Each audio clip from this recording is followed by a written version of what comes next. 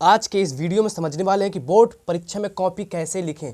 Board परीक्षा में copy कैसे लिखें। यदि आप 2024 बोर्ड परीक्षा देने वाले हैं तो ये वीडियो आपके लिए बहुत महत्वपूर्ण है। इस वीडियो में आपको बताने वाला हूँ बोर्ड परीक्षा में कॉपी कैसे लिखना है। अगर आपको कुछ नहीं आता है तो आप कॉपी कैसे लिखेंगे, मैं आपको सब कुछ बताने वाला हूँ इस वीडियो के अंदर।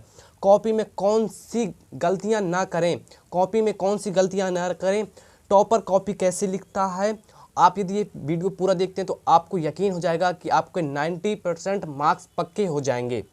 मैं आपको इस वीडियो के अंतर्गत सब कुछ बताने वाला हूं। यदि आप 2024 में बोर्ड एग्जाम देने वाले हैं तो वीडियो को लाइक कर दें और चैनल को अभी से सब्सक्राइब कर लें। ये चैनल आपके लिए बहुत ज़्यादा महत्वपूर्ण है। तो आइए हम सबसे पहला नंबर देखते हैं। सबसे पहले नंबर आपको समझना है कि सबसे पहले क्या करें। सबसे पहले क्वेश्चन पेपर आपको मिलने के बाद, आप उस प्रश्न पेपर को 10 से 15 मिनट अच्छे से पढ़ें। आपको 10 से 15 मिनट वहाँ पर समय दिया जाएगा जिससे आप अपना क्वेश्चन पेपर को अच्छे से पढ़ें। वहाँ पेपर को आपको ध्यानपूर्वक और सही पढ़ना है। नोट पॉइंट पे मैंने लिख कर रखा कि वहाँ पर आपको सभी निर्देश पढ़ने, पेपर में जो निर्देश लिखे उनको सही ध्यानपूर्वक पढ़ना है। जैसे कि लिखा रहता है कि क्वेश्चन नंबर एक में जैसे आपके 5 क्वेश्चन है, 5 क्वेश्चन में से कहेगा कि कोई 4 क्वेश्चन करने हैं। तो यही मैं आपको समझाना चाहता हूँ कि आपको पेपर को सही से पढ़ना है और सही से पढ़ने के बाद आपको ध्यानपूर्वक सभी निर्देशों को पढ़ना है। और इसके बाद क्या करना मैं आइए आपको बताता हूँ आगे।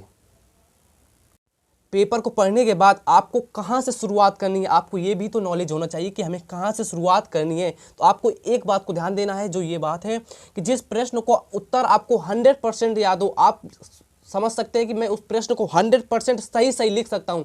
आपको सबसे पहले उसी प्रश्न का आंसर आपको वहां पर कॉपी पर लिखना है। सबसे पहले उसी आंसर को लिखना जिसे आपको लग रहा है कि मैं 100% इस प्रश्न को मुझे याद है, मैं इस प्रश्न को अच्छे से लिख सकता हूं। आपको उसी प्रश्न का आंसर सबसे पहला क्वेश्चन पर ही लिखना है। तीसरा पॉइंट है हमारा कि आरंभ में 2 से 3 पेज या 4 से 5 पेज कैसे हों। तो शुरुआत के 3 से 4 पेज साफ सुंदर लिखावट में हो, वहाँ पर एक भी कटा पिटा ना हो और सुंदर राइटिंग में लिखा हो। यदि आपकी जितनी अच्छी सुंदर राइटिंग होगी उतनी ही अच्छे मार्क्स आपको बोर्ड एग्जाम में देखने को मिलेंगे। तो आइए हम देखते हैं चौथा प्रश्न। चौथा आपका प्रश्न रहता है, सर हमारी हैंड राइटिंग अच्छी नहीं है तो क्या करें। आपकी हैंड राइटिंग अच्छी नहीं है तो क्या करें, मैं आपको बताने वाला हूँ। यदि आपकी हैंड राइटिंग खराब है तो आपके पास 6 से 7-8 महीने का टाइम है, जिससे आप प्रतिदिन 3 से 4 पेज लिखेंगे तो आपकी हैंड राइटिंग पर काफ़ी अच्छा सुधार आ जाएगा। पर एक बात को ध्यान दीजिए, यदि आपकी हैंड राइटिंग में सुधार नहीं आता है तो स्पष्ट या थोड़ा दूर लिखने का प्रयास करें, थोड़ा दूर लिखने की कोशिश करें, जिससे आपकी हैंड राइटिंग अच्छी लगेगी, जिससे एग्जामिनर को मार्क्स देने में भी अच्छा लगेगा।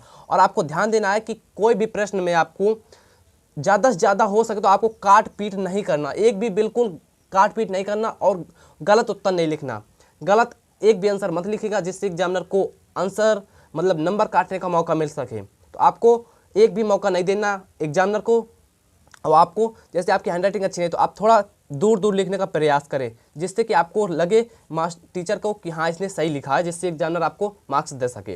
अब प्रतिदिन आपको हैंड राइटिंग की प्रैक्टिस करते रहना है। आपके पास अभी 6 से 7 महीने का टाइम है। पांचवा है कि अगर किसी प्रश्न का उत्तर ना आए तो क्या करें। किसी प्रश्न का आंसर जैसे हमें नहीं आता तो क्या करें। जिस भी प्रश्न का आंसर ना याद हो, आपको जिस भी प्रश्न का आंसर ना याद हो तो उससे संबंधित कुछ वाक्य जरूर लिखें, कुछ शब्द जरूर लिखें। कीवर्ड का मतलब यही होता है वाक्य एंड शब्द। जिस प्रश्न का उत्तर आपको ना याद हो, एक भी ना आता हो, तो उससे संबंधित कुछ भी वाक्य लिख सकते हैं। जैसे कि आपको सिंपल कह दें मृदाओं के बारे में लिखिए, तो आपको मृदाओं के बारे में कुछ तो नॉलेज होगा, थोड़ा नाम तो सुना होगा मृदाओं का। आप प्राकृतिक लिख सकते हैं कि प्राकृतिक संसाधन है मृदा, ठीक है, इतना तो आप बना के लिख ही सकते हैं, थोड़ा बहुत संबंधित लिख सकते हैं। इसके बाद सबसे महत्वपूर्ण पॉइंट आता है आपका OMR शीट कैसे भरना है। तो आइए हम जानते हैं OMR शीट कैसे भरना है।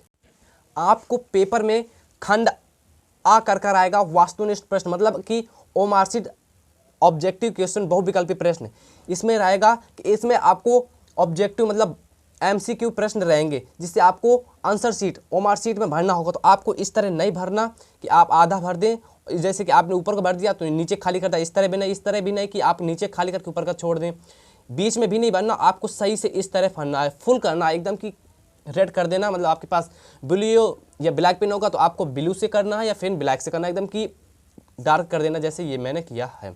आपको बहुविकल्पी प्रश्न इस तरह भरने हैं। अब मैं बताने वाला हूँ आपको लघु उत्तरीय प्रश्न और दीर्घ उत्तरीय प्रश्न आपको किस तरह लिखना है। तो आइए हम जानते हैं किस तरह लिखेंगे। आपको खंड बा में आपको आएगा बहुविकल्पी प्रश्न, तो आपको खंड आ में आएगा, आपको बता दिया है। खंड बा में आएगा लघु उत्तरीय प्रश्न, दीर्घ उत्तरीय प्रश्न। तो आपको कैसे लिखना है, जैसे कि आपको समझना है, एक टॉपर इसी तरह कापी लिखता है, जैसे कि 5वें का आंसर लिखना है तो 5वें का डालना है आपको। इसके बाद यहाँ पर नंबर 1 डालना है, 2 डालना है, 5 डालना है, 6 डालना है, जो भी नंबर दिया हो आपको इस तरह डालना है। अब ऐसे क्वेश्चन है कि भारत में पाई जाने वाली मृदाओं का उल्लेख कीजिए, भारत में पाई जाने वाली मृदाओं का उल्लेख कीजिए। तो आपको उत्तर में लिखना है, जैसे मैंने गैप करके लिखा है, आपको इसी तरह सेम कॉपी लिखना है। जैसे भारत में विभिन्न प्रकार की मृदाएं पाई जाती हैं, जैसे काली मृदा, लाल मृदा, पीली मृदा, वन मृदा, जलोढ़ मृदा आदि प्रकार की मृदाएं पाई जाती हैं भारत के अंदर। तो आपको इसी तरह से कॉपी लिख के आनी है। सेकेंड में भी आपको इससे कोई प्रश्न दिया रहेगा कि ओम का नियम किसे कहते हैं, विद्युत धारा किसे कहते हैं, इटली का एकीकरण के बारे में विस्तृत जानकारी दीजिए, निबंध लिखिए। जो भी प्रश्न आए तो आपको सेम टू सेम इसी तरह लिखना है और आपको आंसर इसी तरह लिखना है। यदि आप 2024 में पेपर देने वाले हैं तो इस चैनल को सब्सक्राइब कर लीजिए, वीडियो को लाइक कर दीजिए। अब हम मिलेंगे नेक्स्ट वीडियो में, जब तक के लिए जय हिंद।